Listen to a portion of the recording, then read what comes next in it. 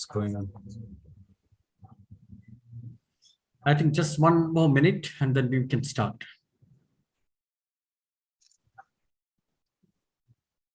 So, where is Franco gone? Franco, where are you?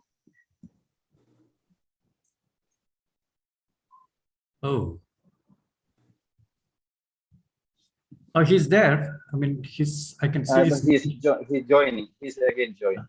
Yeah.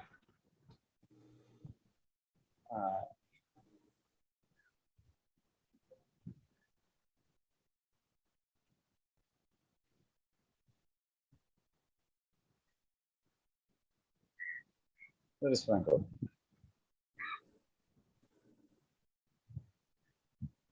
Okay. Franco? Sorry. Something. Okay. Can you see me? We can't see you, but we can hear you. Yes. Yes, Okay. We can see you now. We can see you now. Fine. Yeah. So over to you, Sunil. Please take over. Okay. A good day to all of you, because we are in different time zones. I think good morning to Dick Nelson, and good afternoon, Franco Malerba, and good afternoon also to the three panelists. I think all the three panelists are based in Europe, and a good day to all the rest of you. And this is the 10th in the series of In Conversation, which the Chris Freeman Centenary Lecture Series has been organizing. And I'm very privileged to moderate this discussion between two very important economists who have contributed a lot to our understanding of technological change and innovation, not just in developed countries, but also in emerging economies. And this is Professor Richard Nelson. We usually refer to him as Dick Nelson, and Professor Franco Malerba. We normally refer to him as Franco. Okay. And we have three very distinguished panelists also. Xiaolin Fu from China. She's at Oxford, University of Oxford. And Dick Fondratas from the George Washington University in the US. And Yanis Kaligrou from the National Technical University, which is based in Athens, Greece. So what we are going to do is I will first introduce Dick Nelson and Franco Malerba. I know both these people do not require much introduction to most of you, but I think it will be useful to just go through these introductions once again, because there are many aspects of their life which are, I think, very important and which we need to be in contact with. Okay. And thereafter, I will invite both Dick and Franco to have a conversation between them. They have decided, I think, on three different topics on which they will be talking about. And after that, we will have a short break. This conversation may go on for about 50 minutes, and then we'll have a short break for about 5 minutes. And after that, we will have the distinguished panelists having a conversation with both Dick and Franco. So that's the order of the arrangement. And if you want to change it, you are most welcome to request for a change. So let me now start with introducing Professor Richard Nelson, or Dick Nelson.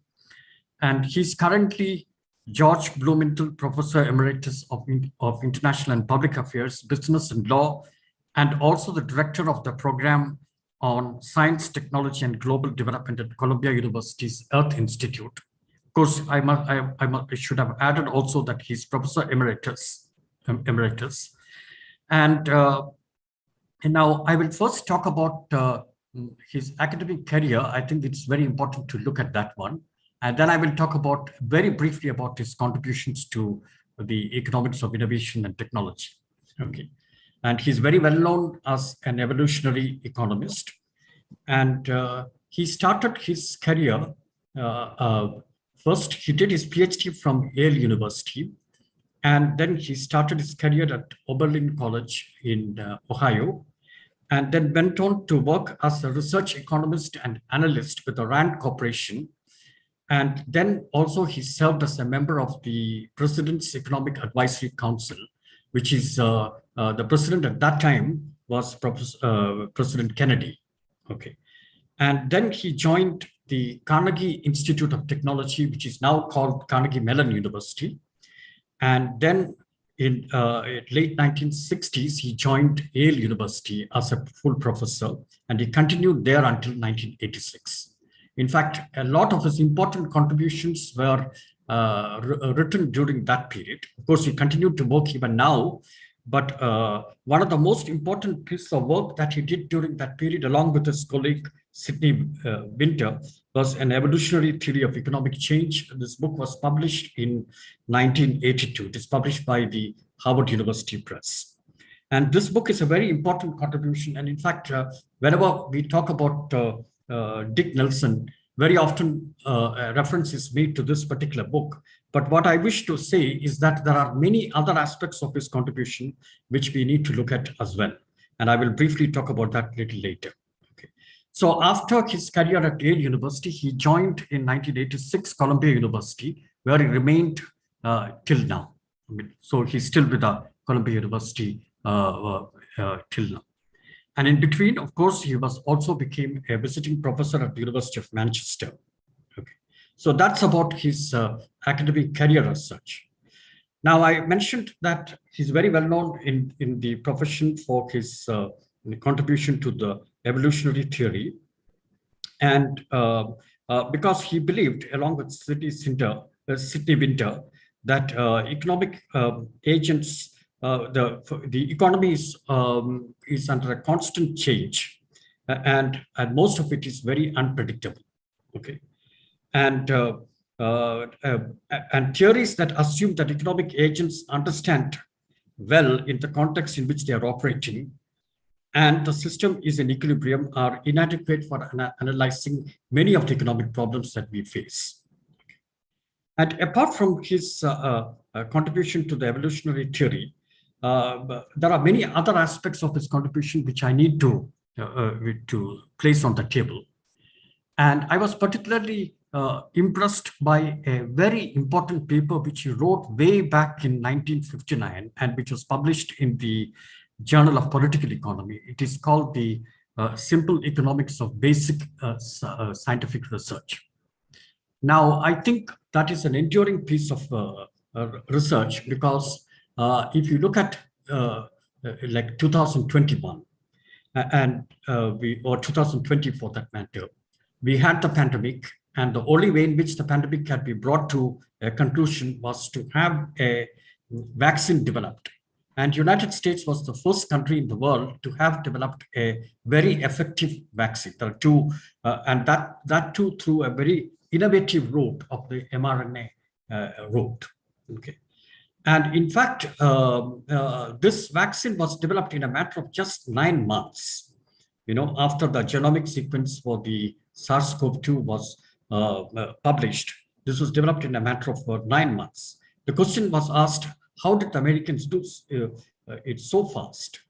And it so happened that the US was continuously supporting basic research in vaccine development for a very long period of time. So when SARS came, the first SARS came into being in the early 2000s, the American scientists were already trying to develop this mRNA vaccine. In fact, the basic research on this was going on in the University of Pennsylvania way back in the 1980s itself. So this is an important point for the rest of the world. You can see that as part of privatization, liberalization, etc., the government's involvement in research was completely pared down, and especially in basic science. And in fact, I think this is the enduring contribution of Professor Nelson, who emphasized the role of the state in supporting basic research. So I think this paper is an extremely important one. Then I was also quite impressed with a slim book that he published in 1977. This is called the Moon and the Ghetto. And this book is also extremely interesting because it asks the question, you are very capable of sending a man to the moon and bringing him back very safely back to the earth. Okay, so it's a complex piece of technology that you have actually developed. But what about people in the ghetto? Do you have any technologies which have actually been used for people in the ghetto? Okay, and especially education of children who are residing in ghettos, etc., and so on. So this is a very important public policy question which needs to be understood. Okay. So, in fact, I think this book should become an important reading for all students of public policy, which I think is now becoming very important as a field of discipline. And all over the world, you have now a number of courses on public policy which are in the process of being set up. And then, of course, you have his 1993 book, which is National Innovation System and International Comparative Analysis. Which is also an extremely important one. And of course, the Oxford Handbook, which was published in 2005, which he co-edited with two other colleagues. Okay. So I think his contribution is much more than evolutionary theory, and it's much more about the role of the state in supporting basic research, and which is, I think, a very important piece of work, and it has it's a lesson for all those countries which have actually developed, neglected supporting basic research. Now, Professor Nelson has published extensively. I don't want to list out all the papers and so on that he has published in all the important journals in our profession, and he has won several important prizes. I would just mention the Leontief Prize in 2005 and the Honda Prize in 2006. Okay, and and I had the privilege of working with him on a project. He way back in early 2000s, around 2010-12 period, he invited me to direct a project on TRIPS compliance of patent regimes across the world, especially across the developing world, and whether this TRIPS compliance had a deleterious effect on national innovative activity in those developing countries. And I must say that, and he gave me perfect freedom to congregate a bunch of researchers, which we did from China, from Brazil, from India, and from Thailand. And it's such a pleasure working with Professor Nelson, because he has been extremely helpful and tutorial in whatever we wanted to do. And he has always been very helpful, and so on. And this book and this research has been completed and has been published as a book, which Dick and myself edited. So I'm extremely grateful to Professor Nelson for everything that he has done for not only just a large number of very distinguished scholars like Franco. Franco is actually his PhD student from Yale, but also a large number of students from the emerging economies. And I think we are extremely grateful to him, not just for his contribution to the field, but also in his contribution to developing younger researchers across the world. And we are extremely grateful. I just really do not know how one can thank him for such a wonderful contribution. So Dick, very welcome to this conversation series. And I will now go on to one of his illustrious students, Professor Franco Malerba. Now, Franco is also a very dear friend, and he's professor at Bocconi University. And Franco also has a very good and illustrious academic record. He did his PhD with Dick Nelson, and this was completed in 1983 at Yale University.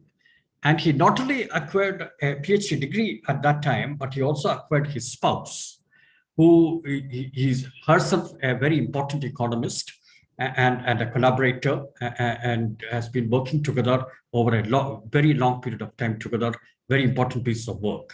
So working with Dick, he managed to have two birds at the same goal, a PhD and his spouse. Okay. And after returning to his home country, Italy, because Franco is a very deeply Italian person, and he worked at the University of Brescia for a very short while, and then he joined Bocconi University, where he has remained until now. And as you know, Bocconi is the largest university in the world for economics because it's a university which has only got economics and management degrees and a few other social science degrees. And Franco, apart from being a full professor of economics at Bocconi, has also been director of many research institutes which are within the Bocconi University. For instance, the CESPRI, the KITES, PRIOS, ICROS, etc., and so on. Okay. And he's the editor of, current editor of a very important journal in our field called Industry and Corporate Change. And he's also an advisory editor of the journal Research Policy, which is, of course, also an important journal in our area, and an associate editor of the Journal of Evolutionary Economics. He has been the president of the International Schumpeter Society and also the president of the European Association for Research on Industrial Economics. And he won the Schumpeter Prize in 2012. And apart from his and of course, he has been a visiting professor at a number of universities all over the world. And I must say that a few of them, he has been a visiting professor at the Stern School of Business at New York University, at Tsinghua University and Zhejiang University, both in China. And as you know, both these are the top universities in China and indeed top universities in the world itself now. And he has been visiting professor at the University of Stellenbosch in South Africa, which is considered to be one of the best universities in that country, and University of Louis Pasteur at Strasbourg, and the Max Planck Institute for Economics in Jena. And he's been an advisory board in a number of important universities, and for instance, the CRIC of University of Manchester, the advisory board of Science Policy Research Unit at the University of Sussex, and so on. And if I'm going to list all that he has done, then I will be spending all my time just introducing him. Okay. And in terms of his contribution, and I think Franco is very well known for his contribution to developing the sectoral system of innovation framework, which a number of us have actually found it extremely useful to understand the generation and diffusion of technologies in a specific sector. And as Franco has rightly said, like if you look at many countries in the world, what you can see is that it is a particular sector which they are focused on, which has been the instrument of their catch-up with the rest of the world. Look at, Japan to begin with, and then Korea, and now China. And you can see that all these countries have actually reached the developed country status in a very short period of time by focusing on innovation in very specific sectors. Now, I think more about this will come out from the conversation that is going to take place between Professor Nelson and Professor Malerba. And I must also say that he has, apart from the other contributions, which I think Dick is going to focus on, we can see that he has made a number of important contributions to the study of spin-offs. And spin-offs are companies which are new ideas which have come up in a specific company, and then that is spun into a new activity. Okay. And also spin-outs where, individuals have come out of a company and then they have actually set up a new company to implement that particular idea. And his work on a number of specific industries are also important. And he has worked on these industries not just in the developed world, but also in the developing world, along with colleagues, including myself, from various parts of the world. The industries that, in fact, I just made a list of the industries that he has actually looked at. Of course, he started with semiconductor industry, which was, an industry which he analyzed in great detail. But he has also looked at industries such as pharmaceuticals, chemicals in general, telecommunications, computer software, machine tools, and so on. Okay. And I also have the privilege of working very closely with Franco on two research projects. And one research project in which Franco, Pamela, and myself collaborated. And I see from his list of books, that is the most recent book that he has produced, which is the rise to market leadership, which is looking at the catch-up of companies which have become important world leaders in their respective industries. And the industries that we selected were information and communication technologies, pharmaceuticals, and automobiles. And the countries that we looked at were basically Brazil, China, and India. And so we have two important economies here, apart from being, and both being great teachers as well. And this is the other important aspect. Now, both Dick Nelson and Franco are great teachers, and they have spawned a very large number of students and admirers all over the world. So I think we now look forward to having this important contribution between these two stalwarts. And it's been a great privilege to be moderating this discussion. And later on, I will come back and introduce the three great panelists that we have. And that will be done after the conversation between Franco and Dick Nelson. So now over to you, Franco and Dick, and it's up to you to organize your discussion the way in which you want.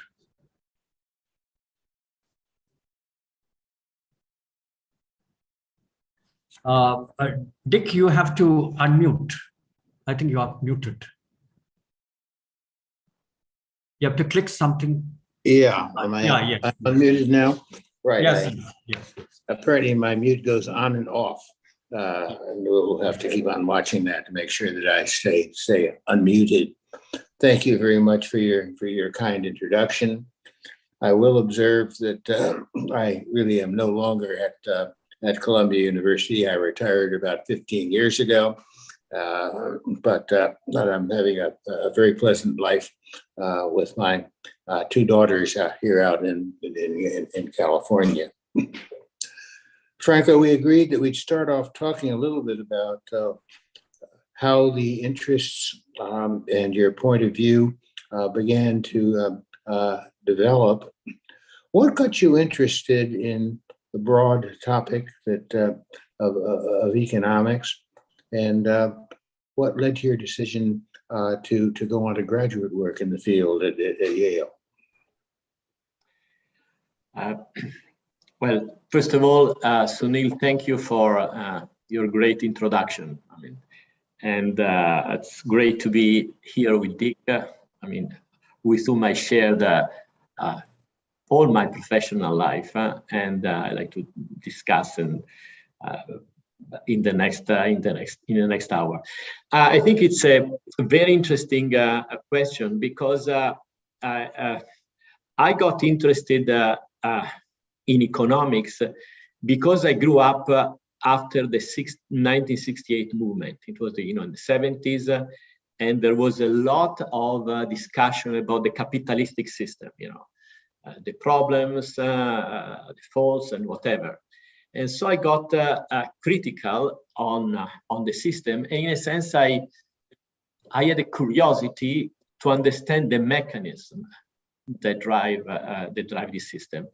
I was also lucky that in my youth, I had an uncle, a sociologist, Angelo Pagani, who died very, very young, but who was interested in the entrepreneur, the social and cultural aspect of entrepreneurship. So in a sense, I was aware of a lot of very interesting things to study.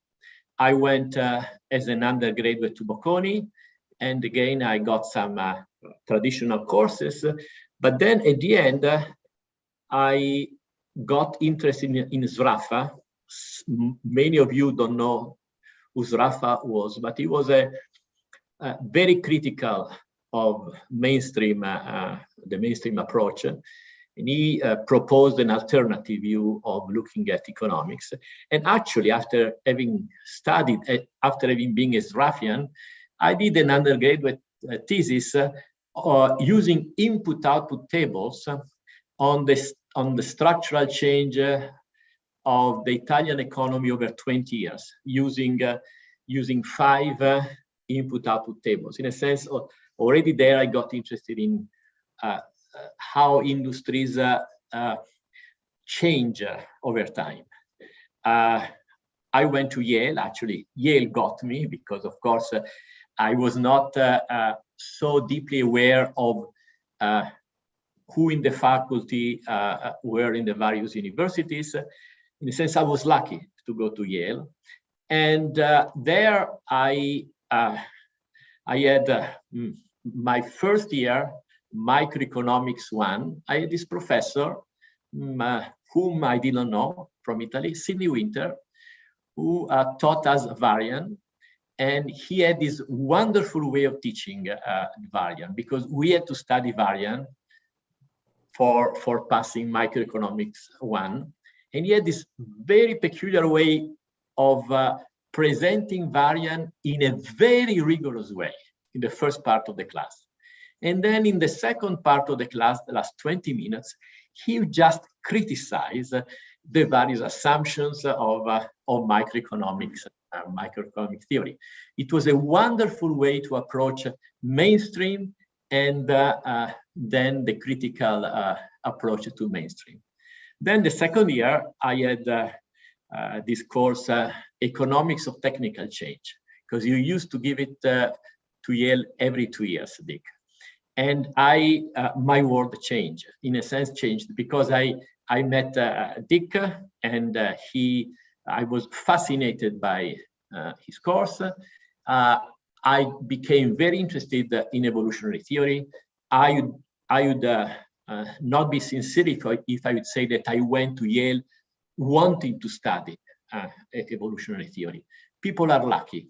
I've been lucky. I went to Yale as a strong critical young scholar of mainstream. I was searching for something.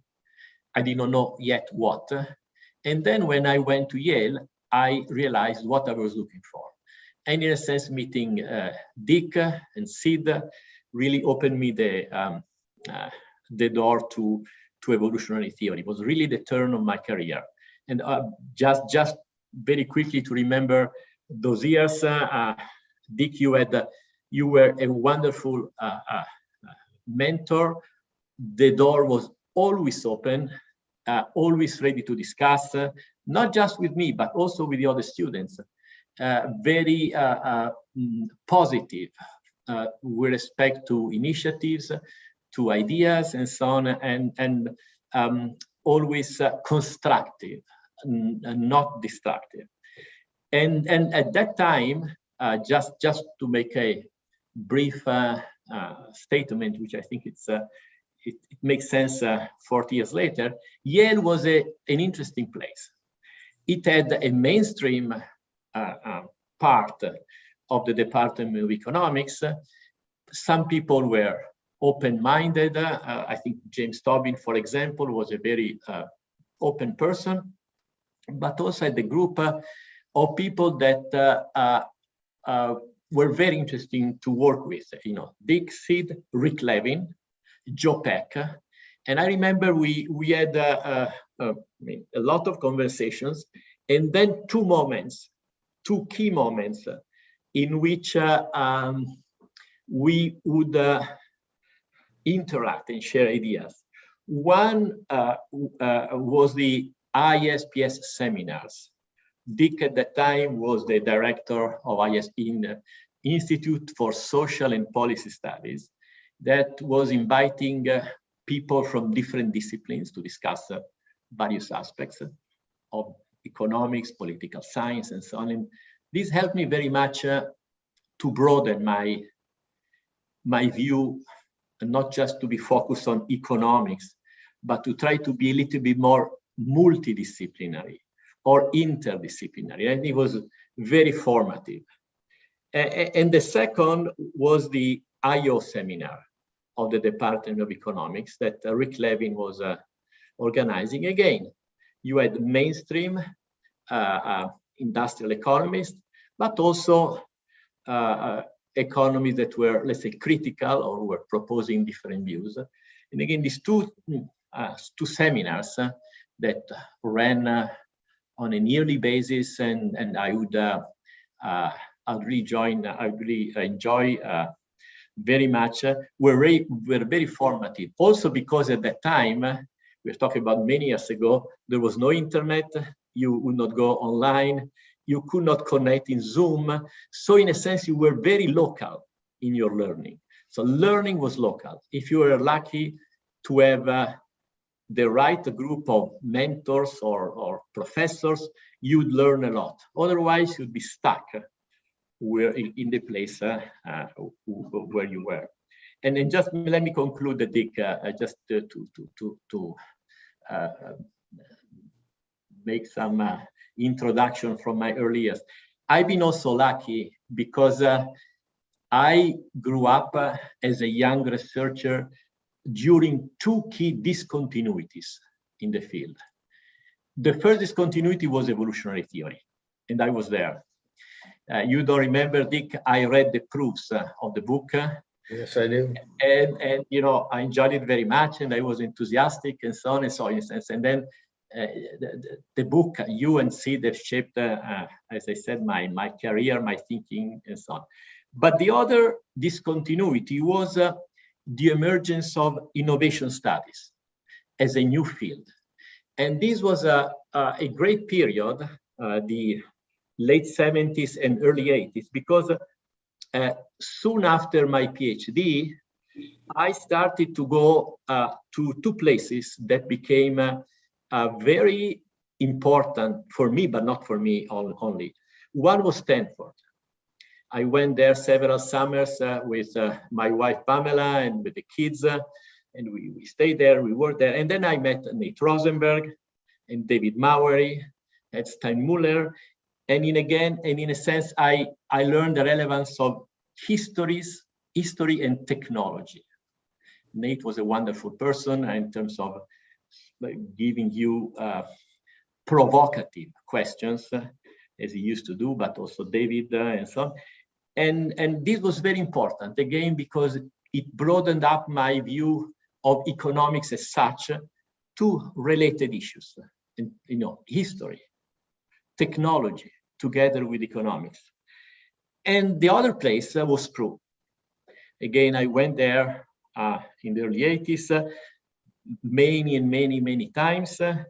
And then I met, of course, Chris Freeman. You know, there are no words to describe Chris.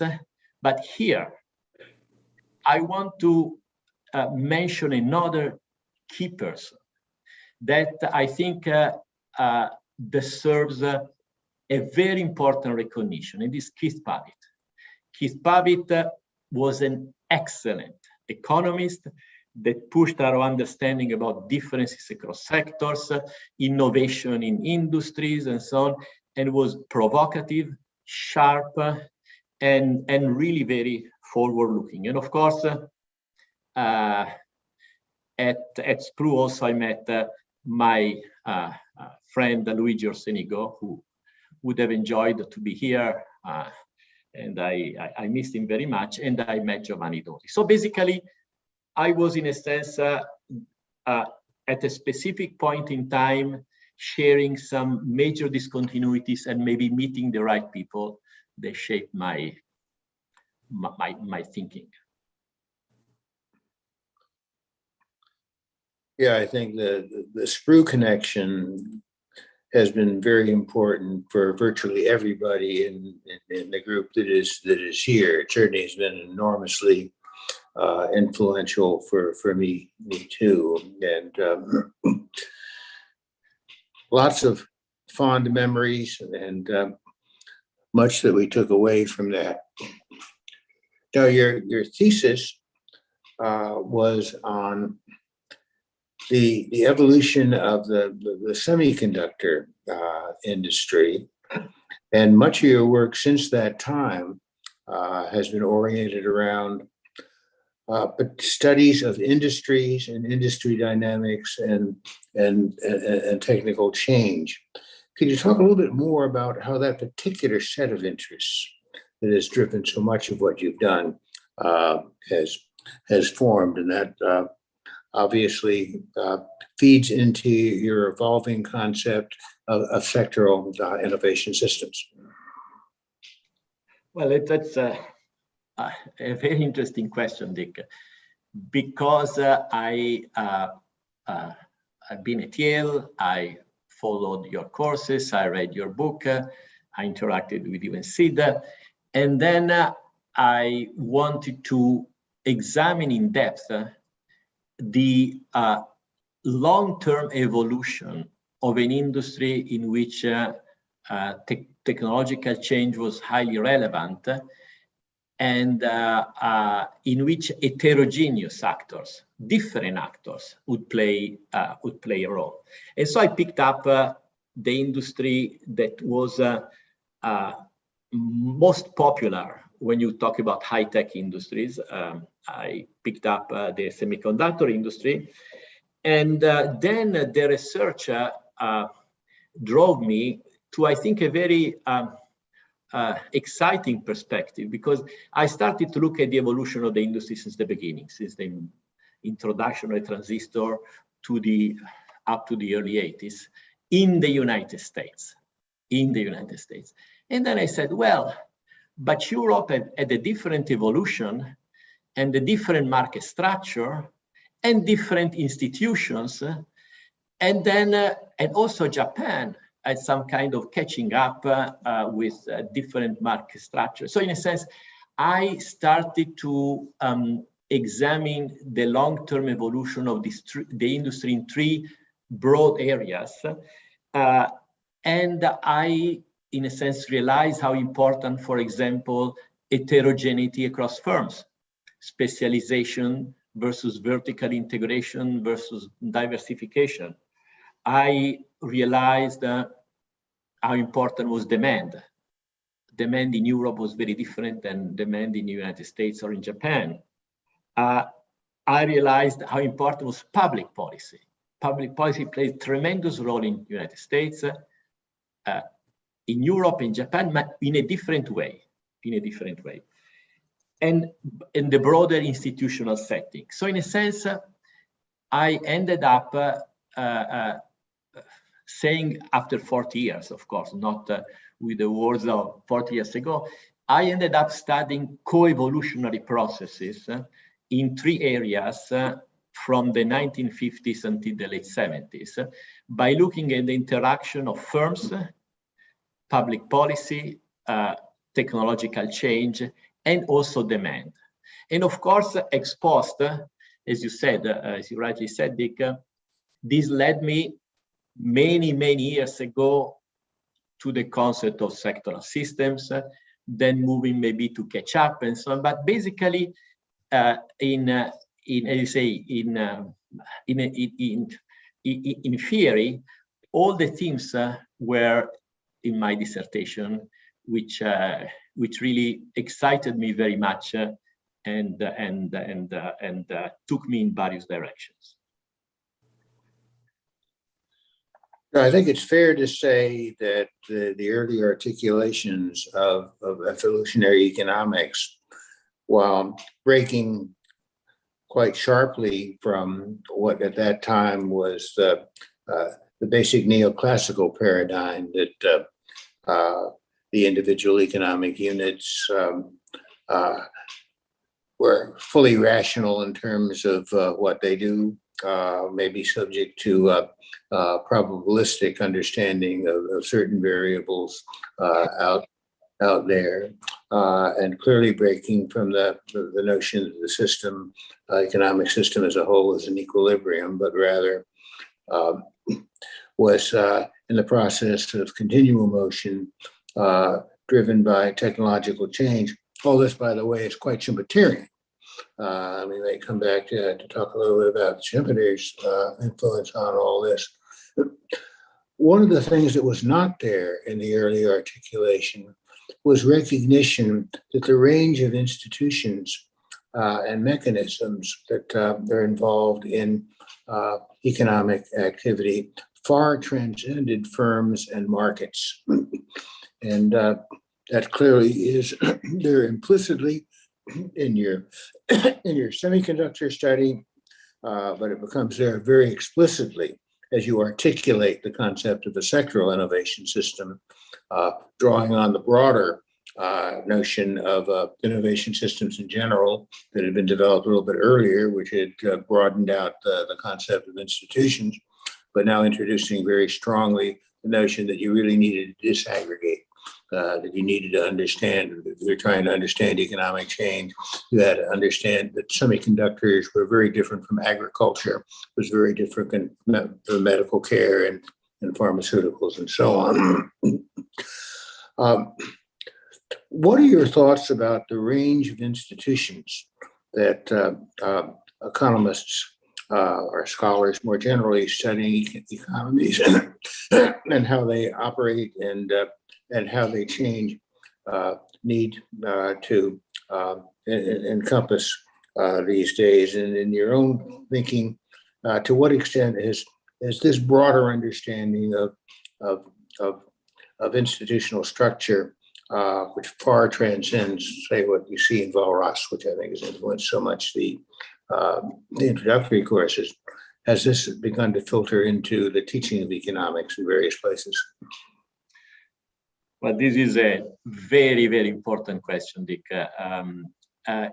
In a sense, if you look at, let's start from the beginning of your question. If you look at sectors or industries, you end up realizing how important the context is. The context is changing and is different from industry to industry. And then within this context, the context, institutions play tremendous role. Again, in a different way, from sector to sector and from country to country. By the way, I mean, you introduced the concept together with Chris Freeman and Bentoke Lundwall of national innovation systems, in which institutions play a certain role at the national level in various ways. I got interested in the role of institutions at the sectoral level, but this came so natural because when you work on semiconductors across countries, you see how different institutions play a role. I mean, in terms of industrial policy, in terms of regulation, in terms of various policies for basic research. I mean, there is a wide variety of institutions. And then I remember vividly when I started studying the computer industry with my friend Tim Bresnahan and Stanford, I saw a totally different context affecting companies and innovation in a different way. So in a sense, we should pay attention to the context. And again, the term context could be misleading because it gives the idea of a fixed and stable context. But if you think of sectoral system or national system or innovation system, you think more of an evolving context, evolving set of actors and institutions that interact in a dynamic way with firms and with technologies. And I think this is very important in a sense that people interested in economic change should take into account both the key role of institutions, but also how the institutional structure is very different from countries to country or from sector to sector. And ignoring this really lead the researcher to a very misleading, like misspecification of the dynamics of industries, the dynamics of innovation in countries, and the broader evolution of the economic system. So that's the reason why I got into institution and how I realized how the institutional structure is so important, but differ greatly in different sectors or countries. Well, I learned so much from your study of the semiconductor industry. I think all of us here who have had the good fortune to have been able to work with students doing interesting research, recognize that the learning process goes two ways. That the teacher, the faculty member, certainly provides a lot of insight and help to the then student who is doing his or her research. But on the other hand, an awful lot of what keeps the faculty member or the researcher going is how much they've learned from the students that have been doing the research in various areas. And this was certainly the case here.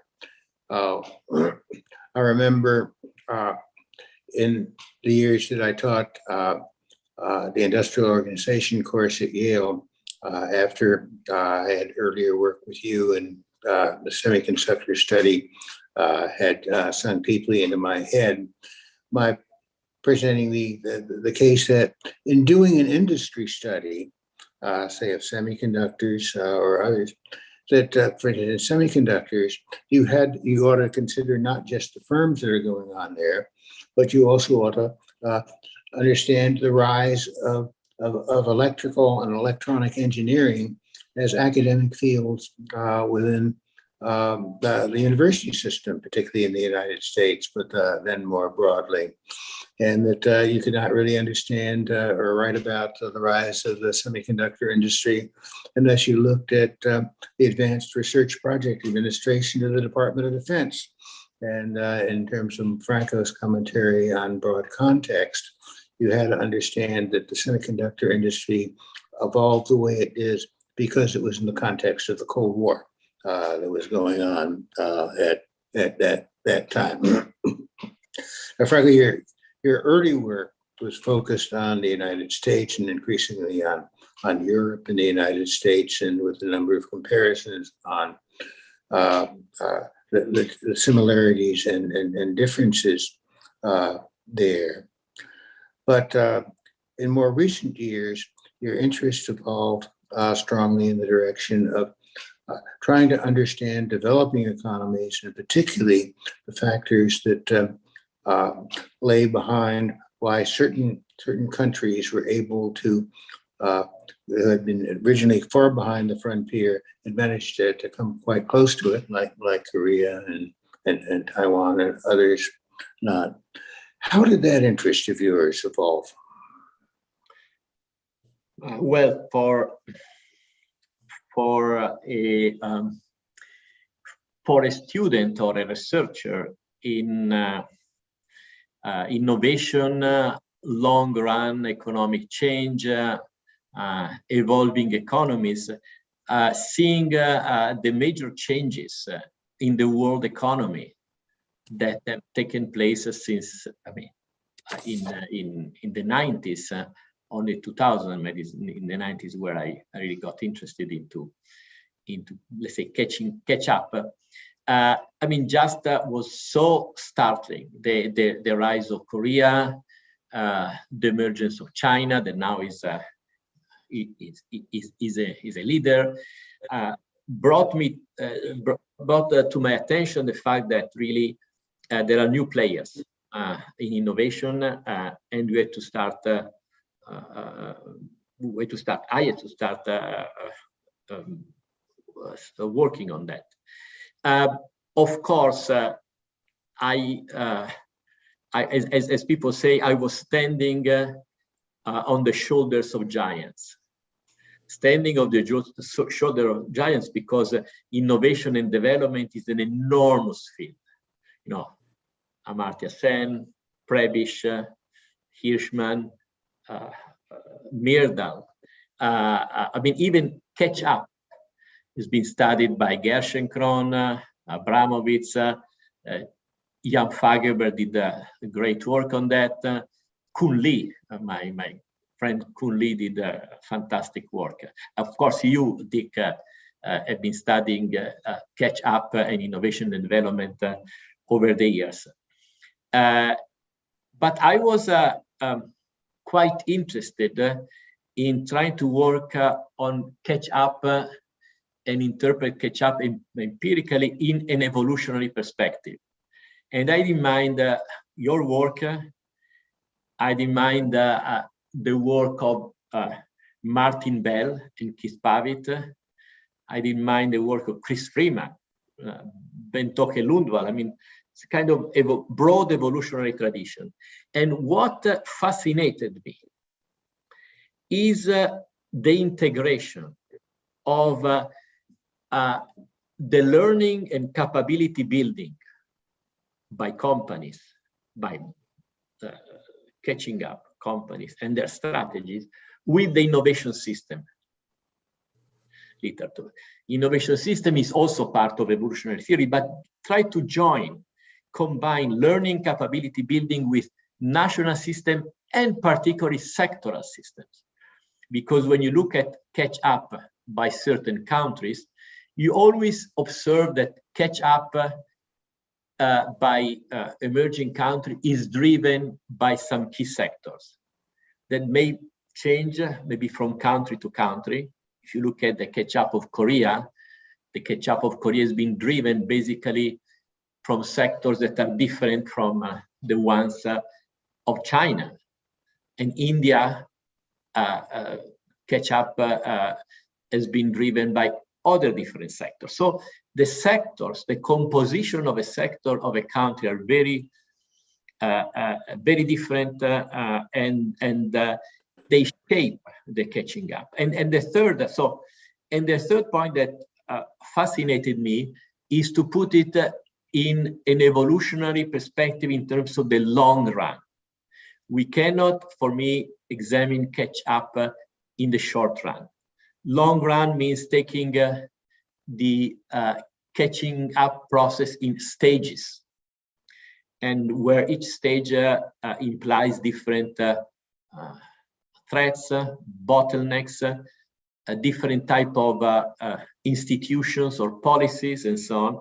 And I've been, for example, working with Kun Lee on catch-up cycles, taking the long-term dynamics of industries in which countries come to the leadership and then fall behind, and the variety of trajectories.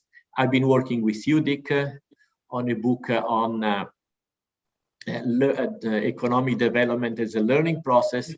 I worked with Sunil in the variety of sectoral system across countries. So basically, I think it's important the integration of learning capability building, the type of sectoral system that drives catch up within a long run perspective.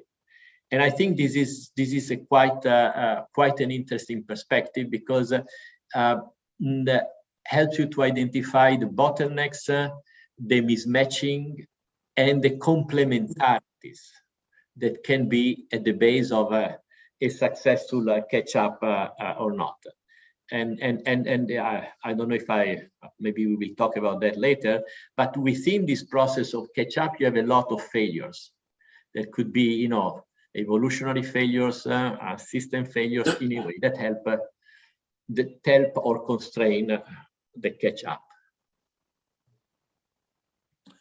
Well, one of the things that has sunk more and more into my mind, I've done some writing about it recently, is that once you recognize the complexity of innovation systems, you begin to recognize the complexity of economic systems more generally, and the wide variety of different kinds of actors and mechanisms that are involved in economic activity.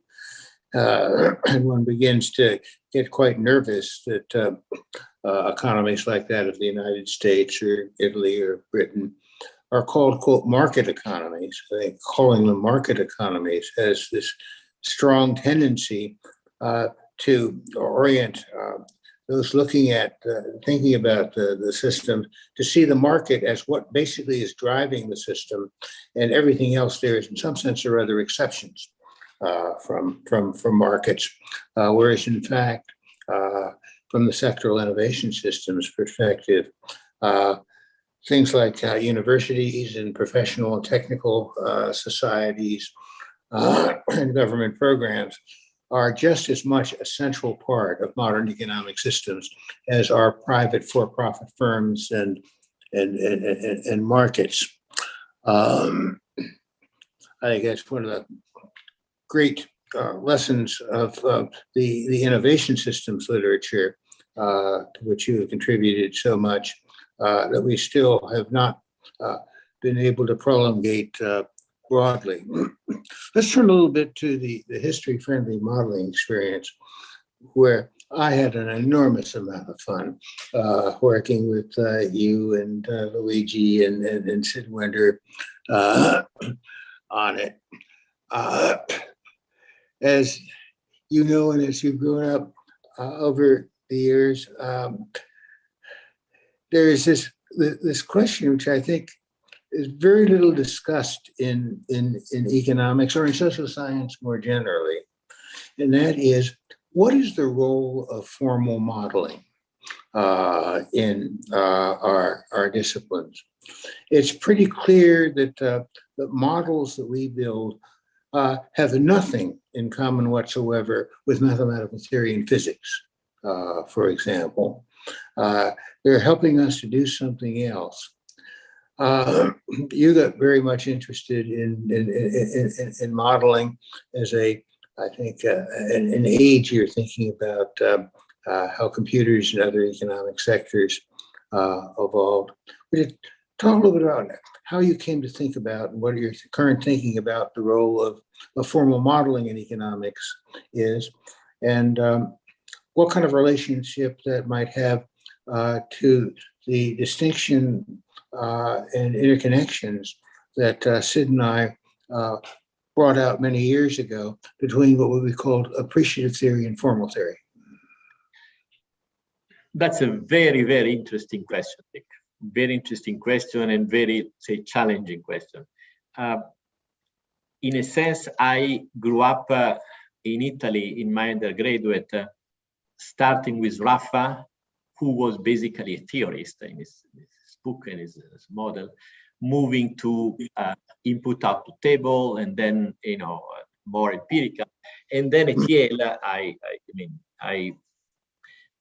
was basically an empirical, a kind of economist that was starting on understanding what's going on at the empirical level. And I was struck by one feature of the evolutionary theory that you proposed, and always found me in complete agreement. First of all, evolutionary theory has to be strongly empirically based. So basically, this is one aspect of evolutionary theory. But also the idea that the methodology has to combine cases, in-depth cases of what you're studying, building up maybe stylized facts, and do quantitative analysis. On that basis, develop appreciative theory, and eventually do formal modeling. So basically, the heart of theorizing is appreciative theory. That is, when you do, some theory by articulating in various ways your understanding of the phenomenon you're studying. And a lot of this articulation could be qualitative, could be verbal, but it's very rich. It's very rich. And I always tell in my class, when I teach evolutionary theory, that, for example, one of the greatest appreciative theorists has been Chris Freeman. And probably Chris has not written, I don't know if Chris has written one equation in his life, but he was a fantastic theorist, appreciative theorist. And he has created so many new understanding and so on. And this is very important, appreciative theory. And then the role of formal theory then becomes the one of, let's say, checking for the consistency of theory and for the how complete is your reasoning, how complete is the mechanism you have identified. So basically comes as a help to appreciative theory. And of course, the combination of the two is very important, but appreciative theory comes first. And let me just commenting your mentioning about history-friendly model. Yes, this was a very fun and exciting adventure by the four of us. You know, Tim Bresnan at Stanford was calling us the Gang of Four, and you know, you, Sid Winter, Luigi Orsenigo, and me, we really had a lot of fun. But we always had a good combination of empirical analysis, appreciative theorizing, and formal theory in terms of models. And, you know, starting from the cases of semiconductors and computers that I did, and the cases of pharmaceuticals that Luigi did, plus your understanding of pharmaceuticals, Dick, and Sid was more on computers, whatever. So there was a strong combination of empirical analysis, appreciative theorizing, and formal modeling. And I have to say that in a sense, when we discussed about the gap that we identified back then, more than, I mean, maybe 20 years ago, at the first history-friendly model, the gap between the rich set of studies of industries, firms, and so on, very articulated, and the beautiful but very terse first generation of evolutionary models, the one that you did, which are great, but they were addressing a different type of issue, like stylized facts, you know, the dynamics of entry, industry growth, and so on, without taking into account the richness of the sectors. And I think history-friendly models, in my view, but also in your view, fills the gap between the very rich empirical analysis and appreciative theory, and having models that reflect in a terse way. A model is a model. A model is always a simplification, but still reflects some basic characteristics of the industry and the dynamics. And I think this was a very exciting adventure, and I think it's still goes on, I mean, today. Sooner or later, I think we're going to have a chance to have Franco talk and be discussed with him about where we might be going from here. But is this a good time to switch over before that to have the others who have questions for Franco? So Sunil, what do you suggest? Yes, I think what we could do is we could switch over to the panelists. Yes. And the three panelists could ask questions to Franco, and followed by discussions from the floor. We already have a number of questions in the chat box, and so we could do that. So what I would do is I would now invite, we don't take the 5-minute break because I think it is not very meaningful to do that. So we could straight away go on to the next session. So now I invite Professor Shaolin Fu to ask questions to Franco. Now, let me just briefly introduce Professor Fu. She's the founding director of the Technology and Management Center for Development, and also Professor of Technology and International Development at the University of Oxford. And she's also a fellow of the Green Templeton College and a fellow of the Academy of Social Sciences. Now, Green Templeton College is also in Oxford and is well known for clinical medicine. And and she works on technology. So I suppose that's also one of the reasons as to why she's a fellow of that college. She's associated with a very large number of UN organizations. I don't want to list out everything, and her publications are also enormous. She has won several prizes for her work, and I was particularly interested in one work which I listened to a few years ago when she did a terrific presentation on trade in intangibles at Zhejiang University during an AsiaLix meeting. And of course, her recent books include Innovation Under the Radar, China's Path to Innovation, China's Role in Global Economic Recovery, and so on. And she's also serves on the editorial boards of Industry and Corporate Change, International Journal of Technology and Management, and many other international journals. And again, as I said, she's such a distinguished Chinese economist based in Oxford, and her contribution to the understanding of, and she works a lot on least developed countries these days. And in fact, her most recent work is actually also on Africa. And she has also done papers on India. And so I think she has worked on most developing countries she has actually worked on, including that of China.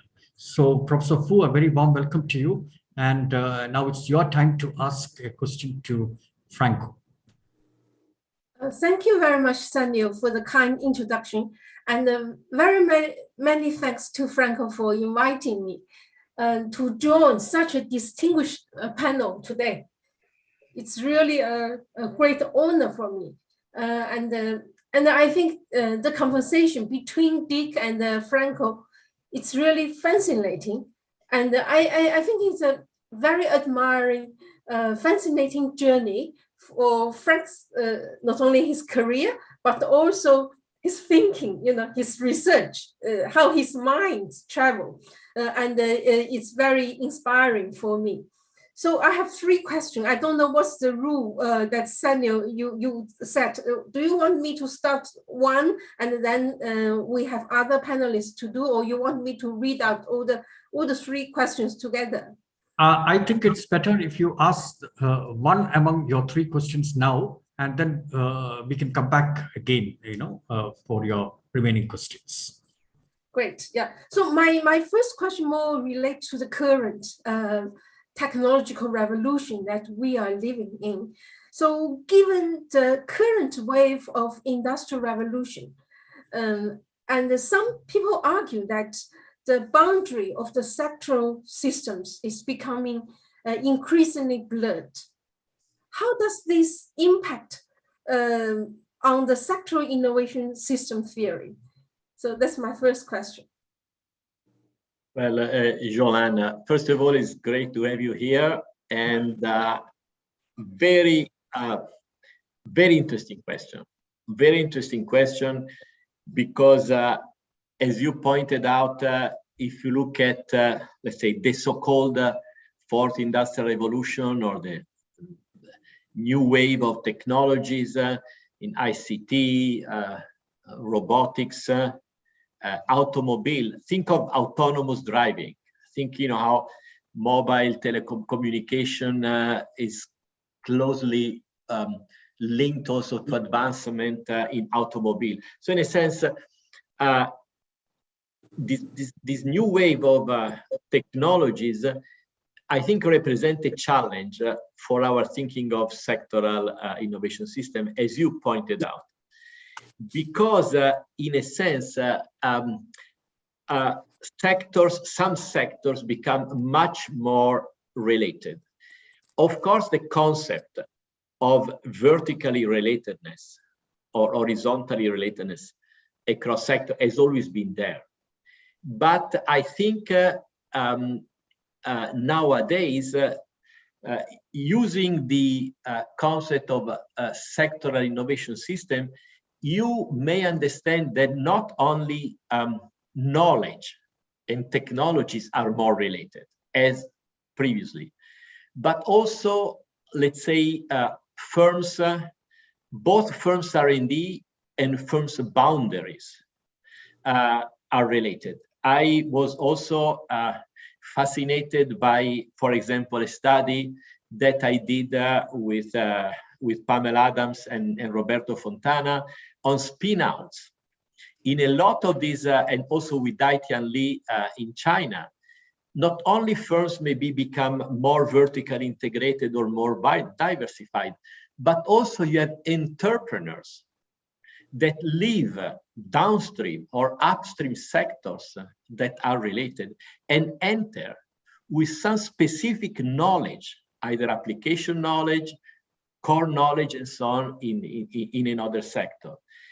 And even more so, and I think Dick could be quite fascinated by that, the institutions of another sector become relevant for a related sector in terms of public policy, in terms of maybe standardizations, international standardizations, or in terms of universities. So in a sense, when your very interesting question is that the sectoral system become more related, not just in terms of knowledge and technology, but also firms' boundaries or entrepreneurship, public policy, various institutions. So the boundaries expand in various ways. And even more interesting, but still I think we should go and study it, there has been a lot of co-evolutionary processes that transcends industry boundaries. It's a big challenge. And I'm so glad that you pointed it out. It's a big challenge to redefine sectors, or maybe talking about sector in a broader way, in a broader aggregation. But again, a concept of sectoral system with well delimited boundaries, in many cases is out of discussion when you look at the fourth industrial revolution and the changes that are taking place. I don't know if I've been clear with you. Yeah, very interesting. Thank you. Very insightful to see how this transcend and related. Yeah. Okay, thank you very much, Franco, and also Professor Fu for asking a very nice question. And we will now move on to the second panelist, which is Professor Nicholas von Rotas. He's a professor of economics and international economic affairs at the George Washington University in Washington, D.C. He's also a faculty member of the Department of Economics of the same university and is currently a senior associate dean at the Elliott School of International Affairs. And he also holds a Sao Paulo Excellence Chair in Technology and Innovation Policy at the University of Campinas in Brazil. And of course, he has a number of other things. And he's also the editor of an important journal, The Science and Public Policy. Now, I would now request Professor Nick to ask his question. And I know that he has actually sent 3 questions. And I thought he had decided to ask this question on effect of market structure on innovation or concentration on innovation. Maybe you could elaborate on that and ask your question. Yeah, thank you, Sunil. It's a great privilege, Franco and Dick, to be here in this group. It's an amazing discussion. Let me just start by saying that Dick was a great teacher, exactly as Franco said. And in my case, I was not even in his department. I was studying downtown at the New York University, the economics department, and I had some great teachers like Bojan Jovanovic, my chair, and Janusz Ordover then, and Ishak Nadiri, the econometrician, and all this. But it was Dick up at Columbia whom I would visit to actually understand what I was working on collaborative R&D. And then, of course, Dick introduced me to Franco, and the rest is history. I mean, I have enjoyed this trip, and basically, I owe to these 2 people a lot of what I've done until now. Now, I was hired actually, Franco, at George Washington University to teach the economics of technological change. And of course, up to this point, the course has run for decades now, and up to this point, the very first article that everybody reads in that class is Dick's article of 1959 that was mentioned here, and together with the article with some other work that was done around the same time. But very soon we go into Schumpeter. And of course, Schumpeter raises the question of industry concentration. And I wanted to ask you actually if you could tell us with a few words what you have seen in your studies about industry. You have studied many different sectors in many different countries. So what of that, of that understanding of industry concentration and innovation still stands today? And what is the new things that we've learned in different industries? So take it as you wish, this question, and you answer. Good. Well, Nick, first of all, great to see you. Second, it's a big question. let me try to twist it in the way I would like to answer. In a sense, the old debate was like, what are concentrated industries more innovative than competitive industries? Are large firms more innovative than small firms? And then, and this was like 60s and 70s, and then, but then reading Schumpeter, and as you say, the Schumpeter Mark I and the Schumpeter Mark II, two different ways in which innovation takes place in industries, or theory of economic development and capitalism, socialism, and democracy. You just realize, well, there are at least two ways in different industries. And then when you start looking at various industries, you see that there is an enormous diversity across industries. And I think the question you pose is a question that unfortunately has to be specified in various ways.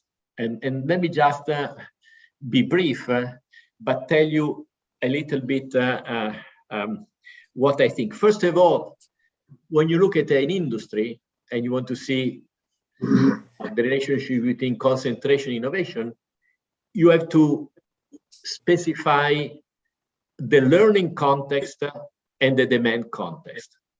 I explain. Well, learning context means the technological regime. Is the industry characterized by high opportunity conditions or low opportunity conditions? High cumulativeness or low cumulativeness? High appropriability, low appropriability? And in a sense, this affects very much the relationship between large firms or small firms and innovation. And this is, in a sense, the learning context examined in terms of very simple categories, but very important, opportunity conditions, the scientific and technological opportunity conditions, cumulativeness, and appropriability. But then you should also look at the demand regime or the demand context.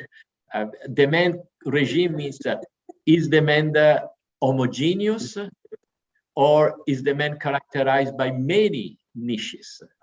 Again, it makes a lot of difference if the demand is standardized or homogeneous, or if the demand is segmented. There are different, customer groups or different segments. If you combine technological regime and demand regime, you find already a very interesting combination of possibilities for industries, either concentrated, non-concentrated, or intermediate. And this is one cut. I mean, A second cut, I mean, is the stages of an industry. Think of an industry life cycle. Are you talking about the new industry in concentration innovation, a growing industry, or a mature industry? You put it in a kind of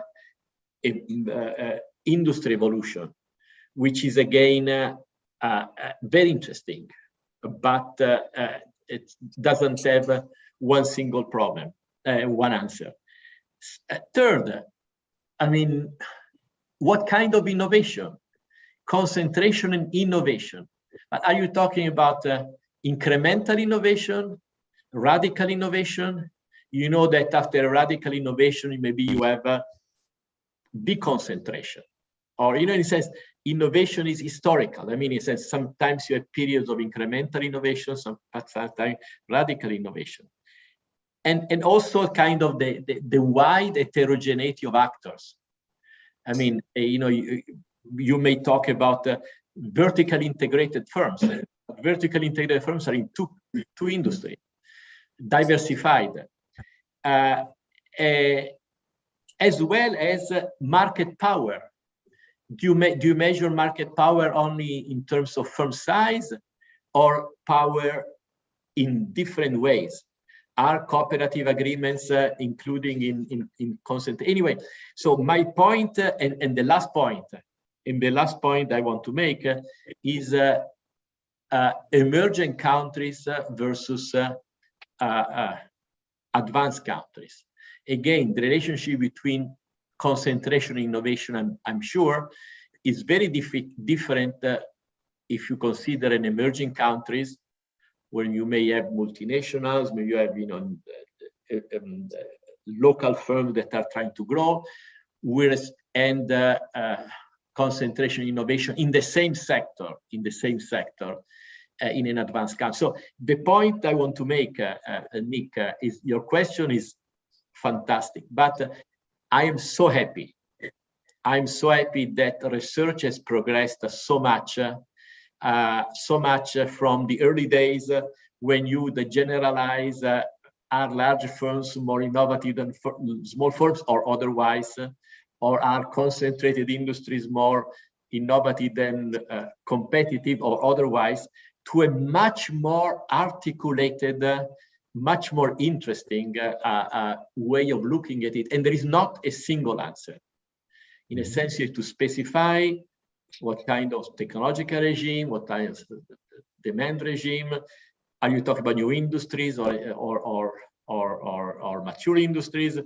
Are you talking about what kind of innovation? Are you talking about an emerging countries or an advanced country? What kind of market power are you talking about? So just size, so anyway, just to conclude, it's a fascinating question, Nick, that I think stimulates a lot of interesting understanding of the various dimensions. Thank you. Thanks. Of course. Thanks. Okay, thank you very much, Nick, for your question, and Franco for the answer that you gave. Now I invite Professor Yanis Kaloglou. He's actually Emeritus Professor of Economics of Technology and Industrial Strategy at the National Technical University of Athens, Greece. He has also been associated with the NTUA in various capacities for a long time, and has worked on a number of interesting European projects as well, and long years of experience, and has also sent in actually 3 questions to Franco. Maybe you could ask your main question on knowledge-intensive entrepreneurship, because I think that has not been covered so far. You have to unmute, Yanis, you have to unmute.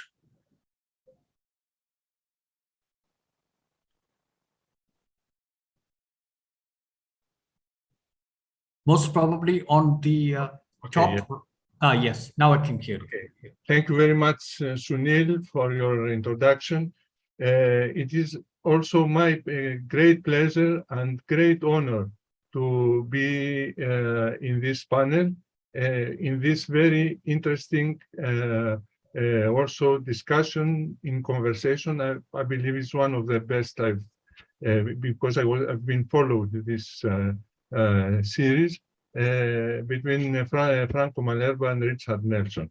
By the way, Nick Bonortas was the guy who introduced me both to Richard Nelson back in 1997 when I was in a sabbatical in George Washington University. We came in New York and we met you at Columbia, and we started presenting you our first joint research with Nick, European research on research joint ventures. And let's say the term as a takeaway I got was fascinating, that this research could be fascinating. And actually for the rest, till now, we still are working on that, and we have very interesting findings. And the second is that also Nick, in a project that was on knowledge flows in the European industry, he said there is one guy that we have to have him in the group. This is Franco. So started a long cooperation with Franco for 20 and more than 20 years. And I consider him now as a great friend. And he supported very much our group, and we learned a lot from him. And not only in the intellectual and in the, let's say, theoretical or practical fields, but also in the behavior and how he can lead a consortium with very different people, with very different views. In fact, myself and also my colleagues at the National Technical University, we were thinking that he would be also excelling as a diplomat, because he had the capability to how converge the different views and how, when there are conflicting issues, to solve them very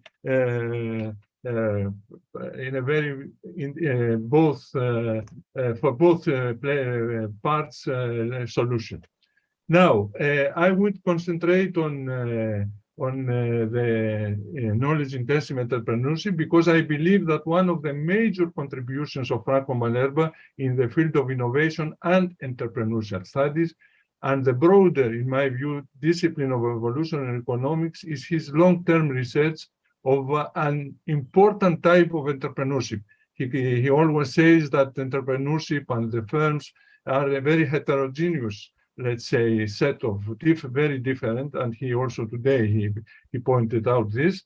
So it's especially not every type of entrepreneurship has an effect in growth and development, but knowledge-intensive entrepreneurship, which is very much associated both with innovation and with knowledge generation and diffusion, both in the high tech, the low tech, and also the manufacturing and the services, as well as in R&D and non-R&D based economic and entrepreneurial activities. And this is very important, because sometimes in places like Greek, although the R&D based entrepreneurial, let's say, activity is not very much present, but there are people that as researchers are very much either in Greece or in other countries in the US or the UK, in Europe. They also think that innovation is only the one which is based in the radical, as we say, innovation on R&D, although for economic standpoint, the incremental innovation is also very, very important. So I believe that your contribution to a considerable extent is the result of almost 10 years of two big, large-scale EU-funded collaborative research projects. The one was KINS, the first one, and the second is AGES, where we worked together for 4 years. But also, before I have been following the KINS. I was invited, for example, in Bocconi, and I was involved somehow in the project, which were conducted under his scientific leadership and guidance and coordination of a network of prominent research groups. Now, what I would like to ask is, could you please, Franco, comment and elaborate on this statement?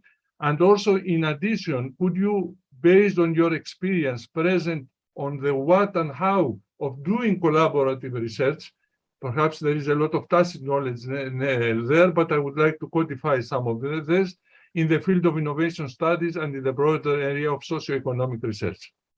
And the last one about the system of policy, because one of the good findings was that in order to somehow promote knowledge-intensive entrepreneurship, we need not a separate policy for entrepreneurship, for example, stimulating the entry of newly established firms, but a system of policies that go across education, training, building capabilities, innovation, and of course, entrepreneurship. Well, big questions, dear Yannis. It's questions that involve our working together over many years, and I think address a key dimension of the economy, that is basically knowledge-intensive, innovative entrepreneurship.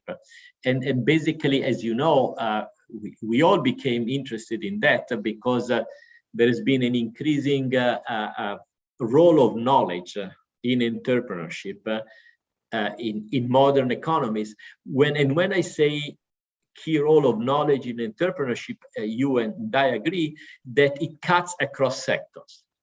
It's not just high tech, but also in low tech. There is an increasing use of knowledge in entrepreneurship. So in a sense, the curiosity came from evidence-based research on the relevance of this type of entrepreneurship. And as you say, I was lucky again to have some great partners in this journey. Yannis, you have been one. Maureen McKelvey was another one. Nick Von Hortas was another one, and also Slavo Radosevic. So in a sense, we really enjoyed working together over a long period of time. Again, I think that our starting point, in addition to saying knowledge is important across sectors in entrepreneurship, and therefore we should call it knowledge-intensive, innovative entrepreneurship as characterizing many sectors, is that we had a view of linking the Schumpeterian tradition of the entrepreneur, creative destruction, and so on, with the evolutionary and innovation system tradition. And I think this was a very interesting approach. In a sense, when you talk about the relevance of knowledge in entrepreneurship or in innovative entrepreneurship, you talk both of innovation, but also you talk about the way knowledge characterizes entrepreneurship within different innovation systems. In a sense that more and more one recognizes that there are complementarities in the innovation in the entrepreneurial process, and then entrepreneurs act in different countries that they are affected by different national innovation systems. Entrepreneurs work in different sectors, and therefore they work in different sectoral innovation system or local innovation system. And when you talk about innovation system, you talk about institutions, you talk about public policy, you talk about maybe university, you talk about the role of demand and users, and so on. So in a sense, you identify a wide set of factors that affect knowledge-intensive entrepreneurship. In a sense, the context the sectoral context, the national context, or the regional or the local context. And then the entrepreneur is seen as in a typical evolutionary way, problem-solving actor that create and use knowledge. And I think this is a very interesting perspective because it links the entrepreneurial actor to the innovation system. And the innovation system may be of different types, and it's of a different, and there's different dynamics. And again, context should not be seen in a static way, but as evolving. Sector innovation system change, evolve, and then the mutual interaction between the innovation system and the various actors. So in a sense, I think it was a very exciting discovery. And I think you mentioned two big projects. In a sense, again, I learned my way from my graduate school. And I remember when we launched the two surveys, one small, the KINS was a European project with some hundreds of firms, entrepreneurs that were studied by our group. And we did a pilot survey. And then we did the big Aegis survey. More than 4,000 firms were identified and examined. We had a kind of an empirical, workable definition of a knowledge-intensive, innovative entrepreneurship that is you can measure. And we found in a great role, we had two groups, knowledge-intensive and non-knowledge-intensive, of course, to compare the two groups. But we found an extreme relevant role of the national innovation system. We're talking about various European countries. So the national context was relevant. The sectoral context was relevant. And the local, and also the type of knowledge or human capital that this firm would use in their activity was very important. So in a sense, this was a very exciting project. Let me say what I was saying at the beginning. I learned in my graduate school the key role of surveys. I was a student, a PhD student, when the Yale survey on appropriability was launched. And the Yale survey was exactly what a survey should do. Break new ground, break new empirical ground, discover. You know, the finding of the Yale survey 1983 or around that period opened up a new understanding of the role of the limited role of patents, the role of secrecy, complementary assets, a lot of very interesting differences across sectors and so on. So in a sense, the survey has to help the empirical researcher to develop new appreciative theorizing, and develop new ways of looking at something. And this is what our survey, in Aegis survey, help us doing some more, let's say, appreciative theorizing on knowledge-intensive, innovative entrepreneurship, which was, I think, you know, very, very interesting. And so it was a very exciting project. You call me a diplomat. Yes, I'm a diplomat, but I like also another way to describe my role. Do you remember the iron first in a velvet glove? You know, my diplomacy is a velvet glove, but you always try to push your points of view in a very strong way, maybe with a smile, maybe with a kind word, maybe with a kind of beer in your hand, but you need to have a line, you need to have a policy, you need to have a goal. So in a sense, I'm smiling, but as you know, I get a lot of, I hope to get a lot of times what our goal is. So in a sense, and it was really fun to work with you, Maureen, Nick, and Slavo.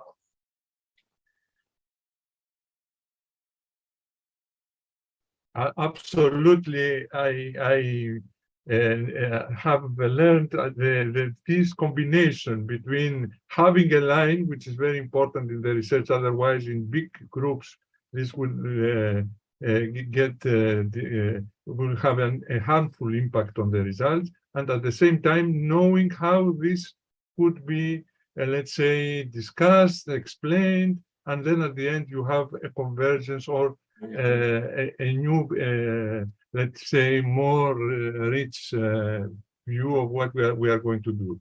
So, sorry, Yanis, I forgot to answer your, I mean, I will be very brief.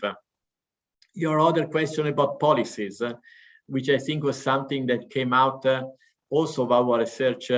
We call it a system of policies.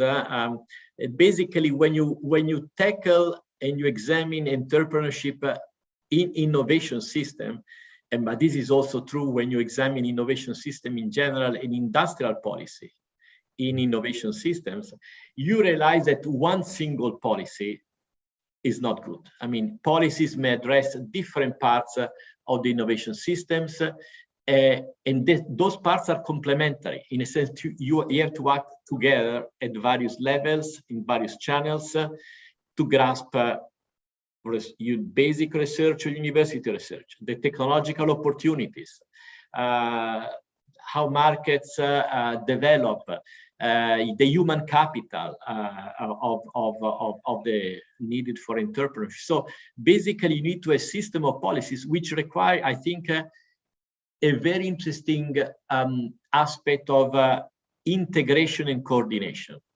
When you have an innovation system perspective, you need in policy, you need always to have in mind that you have to integrate these different policies and coordinate. It's not enough to launch a wide set of policies. And I think this is something that could characterize the policymaker that is aware. So the policymaker that is aware of the context conditions has to be also aware of the need to coordinate a different set of policies and different sets of actors in their level of policy making, which basically means one policy doesn't fit all. I mean, and particularly if you have a kind of dynamic setting that is changing over time. The innovation system literature, you know, Bentoke Lundvall, Dick Nelson, and so on, talk about system failures. System failures are various ways in which system of policies should tackle the fact that maybe the system is not working, there are mismatches and so on. So I think anyway, going back to your point, I'm going to conclude, basically a system of policy are needed when you want to support entrepreneurship or firms with a view of innovation system. But you need to coordinate and integrate these policies, otherwise they will not. You may have different policies, but they will not work well. Okay.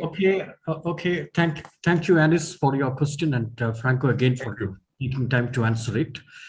We have now just about 17 minutes more for the meeting to be over. We have several questions in the chat box. So we have actually about 5 questions in the chat box. And so I would now request the people in the chat box, they can ask the question straight away to Franco. But maybe, Sunil, maybe Jolan had some question. I don't know if she wanted to ask something else. Yes. Thank you, Franco. No, because I remember you were saying I want to ask something else. I will try to be brief in answering your questions. Okay. But Thanks. I have a question. Actually, you know, to both Franco, but also relate to the national innovation system. So in what way, Franco, do you see the sector system of innovation theory at the meso level being able to link the national innovation system framework and the literature on the firm innovation? And also, you talked about context is very important, which I totally agree. And do you think there is a global sectoral system of innovation? If you think there is a such global kind of transnational sectoral innovation system, how do you see the different institutions, systems in different countries, national innovation systems that will interact with the sectoral innovation system? Well, that's a very interesting question. I will try to be brief because we don't have that much time, but Jolande, your question is really very interesting, well taken, and maybe we'll continue over the next, after and so on.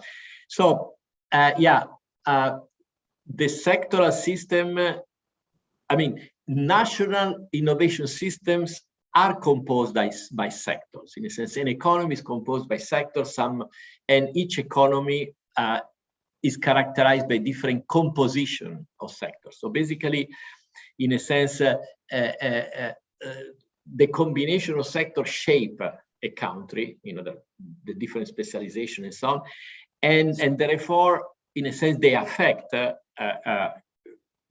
country, also the national institutions. I'm thinking of Korea, for example, having developed some policies that came out from the automobile industry, or that were then used to other sectors. So in a sense, on the other hand, the national innovation system has some dimensions in terms of legislation, in terms of certain institutions that are national and definitely affect a sectoral system. So in a sense, national systems are composed by sectors. Sectors may affect the national innovation system, but definitely national innovation systems are broader, and some institutions affect the various sectors in various ways. What is interesting is the fact that sectors are in between the national innovation system and the firm. And because the sectoral system represents the context in which firms innovate. And I have to say, I've been, and I'd love to continue this conversation with you, Jolande, because I moved from an economic department to a management department 10 years ago. And I found a very interesting atmosphere and so on in terms of industry studies and so on, and group. But I have to say that management, when discussing firm strategies or organization, often has forgotten the sectoral context, in a sense, as generalized. And I think that putting more on the table the fact that you have sectoral context affecting firm strategies in different ways, I think is very important. So in a sense, I see the sector in between, let's say, the national and the firm, but playing a major role is linking the three, but also affecting firms, but also affecting the country. And so this is briefly what my answer, but I'd love to continue the discussion. Yes, thank you so much. And now, we just have only 12 minutes. We have 5 questions. So what do you suggest? Should I pick 2 questions out of that 5 and ask you, or do we go over all the 5 questions? No, let's do we are democratic. Let's do 5 questions, and I will be very brief. I will be very brief because I think I think we should listen to everybody. Oh, yes. Okay. Then in which case, we will start with Sean Cunningham.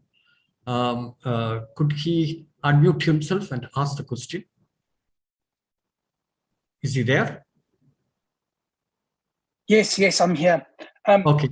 My early question was about Franco and Dick, was about, if you read evolutionary economics literature, you often see innovation systems in there. It feels very familiar. But often when you read, innovation systems literature, you don't see evolutionary economics so strong now? You know, why is it like the arrow is flowing the one way, but not always flowing the other way? That's more or less what I wanted to ask. Thanks. I will be very brief. I don't know if Dick wants to join, and I'm sure Bentoke is here. Let me just very briefly answer. I partly disagree. I mean, Sean, I mean, you're definitely evolutionary theory has recognized the tremendous role of innovation systems. And this is, you know, Dick, even Sid, I've been working on. But I would say when innovation system literature discuss about companies, talk about learning and capability building. And learning capability building is very much an evolutionary concept in a sense that this is my answer. So maybe it's not developed in a theoretical way, but when you talk about learning capability building, you talk about evolutionary processes. This is my answer, Sean. Okay. Okay, thank you. Then we will move on to the next question, which is from Mamo Mochi. Mamo, is he there? I'm there, but I'm on the way, on the road. Okay, so do you want to ask the question? Yes, the question is, I put it in the chat. Is it possible you could read the one on the chat that I asked? Is it possible? Yes, kindly read it. Okay, Yeah? it's possible. Mamo is asking, there is a distinction between enterprise and social enterprise, market and social market, innovation and social innovation, and entrepreneurship and social entrepreneurship. You know, China applying social market has achieved the success of eradicating absolute poverty. Can I ask you, the two distinguished thinkers, Nelson and Franco, to add to the evolutionary economics also social evolutionary economics? Happy to hear from you, your reflections, both Professors Nelson and Franco. Well, I will start, but then I will. Oh, Dick, why don't you start, please? Hello? Okay, so while Dick gets ready, yes, Mamo, you're right. And we did not discuss about the challenges for evolutionary theory or whatever. We did not have time with Dick. But one of the interesting challenges is to expand the evolutionary theory to the economy. The economy, both in terms of the economy as a mixed system, market and non-market, as well as composed by different subsystems. I was thinking Chris Freeman. Chris Freeman, you remember, discussed the 5 subsystems, the science, technology, economy, politics, and general culture. So the aspect, the social aspect. So this is a very important challenge that it's kind of could be addressed by evolutionary theory in the future. Not yet now, but definitely in the future, Mamo. Good point. Okay, thank you. So then we will go to the next question, which is from Dimitri Korpakis. Dimitri, are you there, or should I read out your question? Yes, I'm there. I will be very brief. Okay. Thanks for a fascinating discussion. As I put on the chat, I would like to ask for an overall comment, Franco and Richard, about I would say an overall comment about the European innovation system versus the United States one and China's. Because we have been working for years, I mean, for decades about that. You have been also working in different projects. And we know very well that there are structural differences. The question is, are we diverging? Are we converging? Or what? Thank you. Well, it's Dimitri. It's a wonderful question that cannot be answered in a few minutes. I mean, it's a wonderful question, and because it requires a kind of articulated answer. I mean, I just start by saying European innovation systems or the innovation system of various European countries, because talking about Germany and France is different from talking about the Italian system or the Greek system, and so on, in terms of problems, closing the gap or moving ahead and so on. So it's I mean, we don't have time. It's a fascinating question, Dimitri, and you know, you have been working and I've been working so many years, but it depends. It depends on the country, depends on the technology, depends on the question. But it's a I mean, I don't know if Dick wants to intervene and say something in addition. Not in particular on this question. Okay. Okay, so thank you. So then shall we go on to the next question, which is from Andrew Robert Cummings. So Andrew, are you here? Yes, I am. Thank you very much, Franco. It's always great to see you. You all should know that he's not very diplomatic when it comes to football. I think Giovanni and Franco had a most interesting incident at a Druid concert, conference when there was a football match going on in the World Cup. So the Iron Fist was full in action there. But thank you. I really appreciate this nuanced connection between the micro, the meso, and then the macro institutional context flowing over, you know, the national boundaries, and the way you do that. And it's interesting. It also sort of parallels your connection between management, economics, and policy in your own life. I think that's fascinating. I have one question, which is, you were in Druid when Southern researchers started coming, and I was part of them. I'm not from the South, but I was part of the people coming with Jeffrey Orozco and others from, and Judy Suits and so forth. And then you are part of GlobalX, and I wonder, what challenges have you faced in your dialogues? And some challenges are confrontational, even,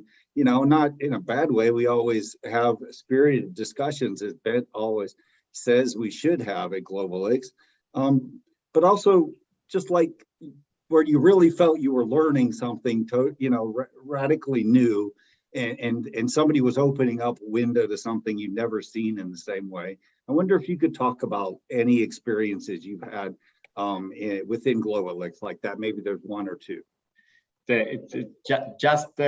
Just to be brief,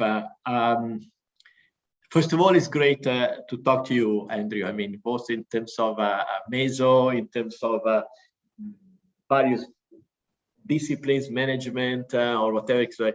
But I have to say, and I'm glad that Dick is here and Ben Tok is here, because there were two places in addition to the Schumpeter Society. The Schumpeter Society is in my heart. I've been president.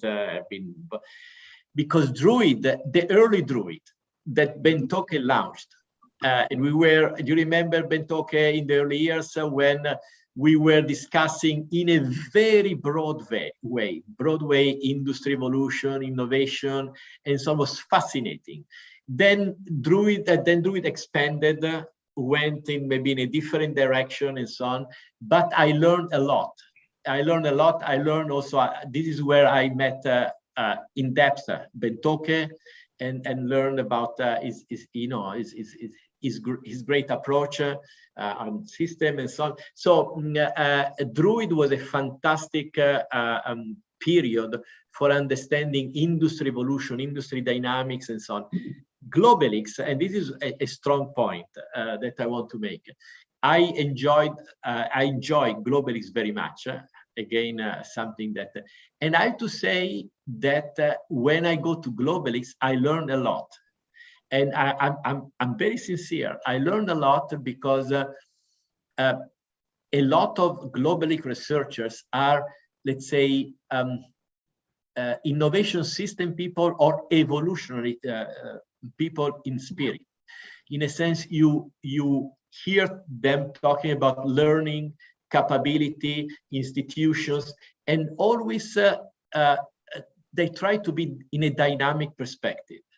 And the other thing that I appreciate very, very much of Globalex is that a lot of times they do case studies and appreciative theorizing.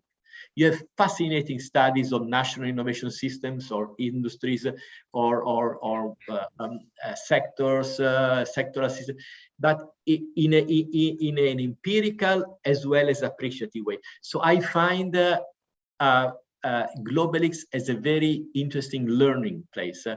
And I have to say that it has remained like that. I mean, in a sense that up to recently, in a different way than Druid.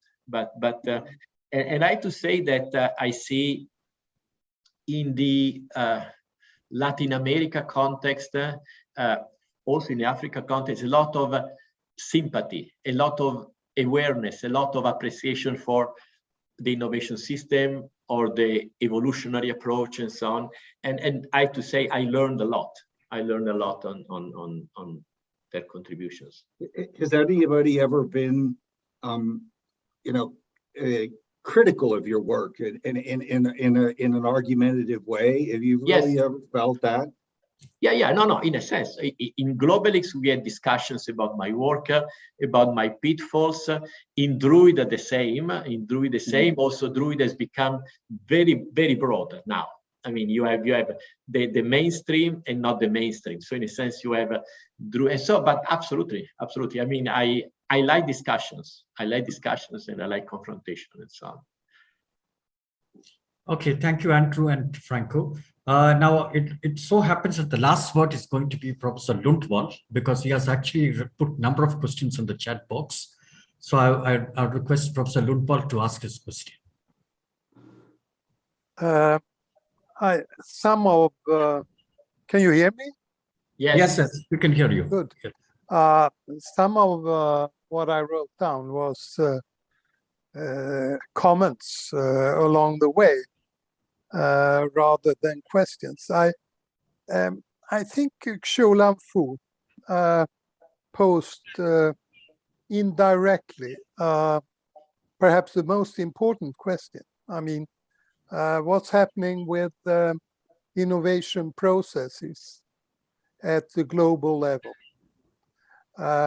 Dick, quite some years ago, wrote a booklet with Sylvia about techno-nationalism. And what we see now, and there are several factors working together in this direction, is a division of the world. A tendential division of the world in two different innovation spheres. And I would like very much to hear, and one implication is that what Dick was referring to in United States as the dominance of thinking in terms of markets. I mean, this might be the discourse, but if you look in practice now, the US state is intervening massively in terms of industrial policies, trade policies, discriminatory policies, etc. So I think the old neoliberal globalizing era is turning around. So I would like both Franco and Dick to reflect on this, how they see, if they see any kind of way which could turn this around, or if my pessimism is well-founded. May I ask Dick to start, please? Yes, my microphone is open. A quick remark. I have been arguing, as I think you know, Dr., for a long, long time that modern economies, even the US economy, is a lot more than markets. And for those of you who want to look at that argument elaborated in some considerable detail, I have published a paper, I think over the last 5 or 6 months in Industrial and Corporate Change called Economic Systems Question Revisited. And you might want to take a look at that. There are a lot more than markets. Regarding the current nationalist, strong nationalist orientation toward trying to keep their own technology private to them and not let it leak out. I think that there is an actual tension, not simply an ideological and political one, between that, the growing nationalism of policies, and the fact that the scientific communities and many of the technological communities have become increasingly international. And you have international meetings and international communication.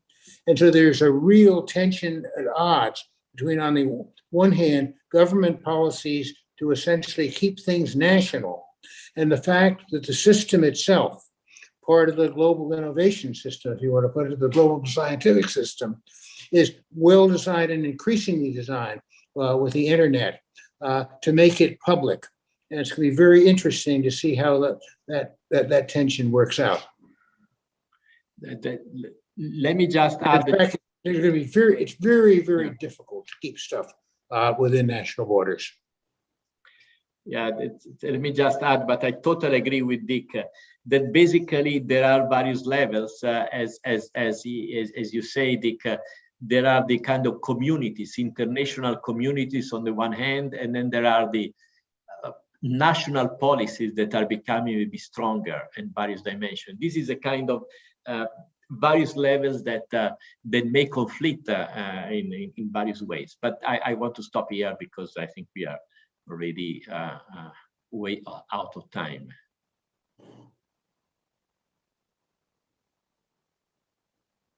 Thank you. Yes, thank you so much, Professor Lundvall, and also Dick and Franco for answering those. And if anyone would ask, would like to ask the last question, they could do that very quickly. Can we say happy birthday? Yes. Can we say happy birthday to our brother Bento K. Lundvall? His birthday was on the 8th of October. Okay. Please wish him happy birthday. Happy birthday. Very happy birthday to I miss him very much. I miss all of you very much. I wish we could now meet. There's no COVID-19. So can we go from online to physical line? We need to meet you. Yes, we could do that. Okay. Come to Africa, Lex. Yes. Okay, so I think now we could conclude the meeting, and I take this opportunity to thank both Dick and Professor Malerba for such a wonderful conversation, and they answered every single question very patiently. And I also thank the 3 great panelists, Shaolin Fu and Nick Fondrotas, and also Yanis, and also all those people who asked questions, Professor Lundvall and Mamo and all the rest, and all almost like 130 people were on the panel today, and we thank every one of them for sparing their valuable time, and wish you all a very wish you all a great day ahead, because for some of you it's for me it's going to be a night, and for Dick I think it's just starting the day, and so enjoy the rest of your time. Thank you so much, and I thank the organizers for this wonderful opportunity. Thank you, Sunil. Thank you, Sunil. Thank you, Sunil, for your. Thank you, Franco. Thank you, Franco. Yeah. Thank you, everyone. Thank you, Jolan. Happy birthday. Thank you. Hello. Happy birthday, Lundvall. Thank you. Thank you, Mamo. Happy birthday. Rajesh, are we not going to announce this? Bye, Franco. Bye. Bye-bye. Bye-bye. Bye. Bye. Everyone. Bye. Thank you, Sunil, also for all your chairman. Okay, thank you so much. Okay, thank you. Thank you, Sunil. Andrew, please go ahead with the announcement. Well, Andrew, please. Everybody's leaving now, but we would really like to invite You can. Yeah, please. Go ahead, Well, we'd please. just like to invite you to this very stimulating talk that we'll have in conversation with Susan Cousins, and I think you will very much enjoy exploring her journey, along the way, and her contributions, especially in things like innovation for inclusive development, and her relations with her students in the Southern context. And I'm privileged to be announcing this and part of the NACLIX interim board. We'll be co-organizing this with Chris.org, the first direct collaboration maybe between GlobalX and Chris on doing this. So I'm very happy Susan's here. Please come on the 22nd of November to join us. Okay. Okay. And now, thank you to everybody. Thank you, Rajesh. Thank you, Yannis. Thank you, Nick. And thank you, Dick, who got up so early. It's been so fascinating to see the first one where you interviewed him, and now he's coming back with that kind of combination. It's been fascinating. Interactive. Two ways interaction.